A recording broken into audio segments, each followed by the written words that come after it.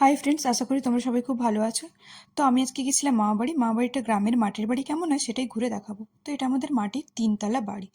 এখন অল্প ভাগাভাগি হয়েছে, আর এটা হচ্ছে তুলসী মঞ্চ। এই তুলসী মঞ্চটা অনেকটাই নিচু হয়ে গেছে।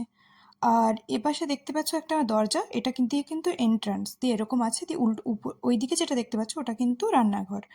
গ্রামের দিকের মেনলি রান্নাঘর আর বাথরুম একদিকে হয়, আর মেন ঘরটা একদিকে হয়। তো ঢুকেই আমাদের বাড়ির প্রথমে ছিল একটা রুম।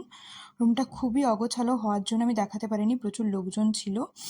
আর এটা ছিল আগেকার দিনের অনেক পুরানো দিনের আয়না, আর এখানে পূর্বপুরুষদের সবার ছবি লাগানো ছিল। আর এরপরে ছিল এদিক দিয়ে যেটা সিঁড়ি দেখতে পাচ্ছ, এটা কিন্তু ওপরে চলে যাচ্ছে। আর এদিকে ছিল একটা ঘর।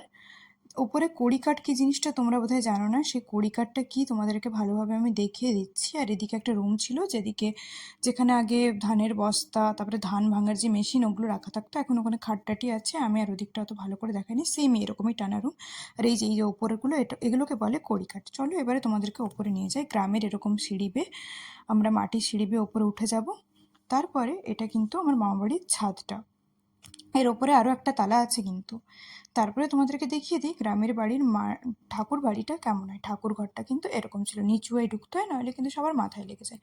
তারপরে চলে এসেছি আমরা রান্নাঘরে। রান্নাঘরে এরকম সেলফ থাকে দেখতে পাচ্ছ, আর এই দিকে সমস্ত ছোট ছোট ছোট ছোট র্যাক করা থাকে।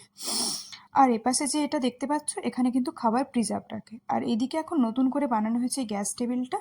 আর আগে কিন্তু এই যে যেখানে কাঠ রাখা আছে ওখানে একটা উনুন ছিল, আর এই যে একটা উনুন দেখতে পাচ্ছ, এই আরও একটা উনুন।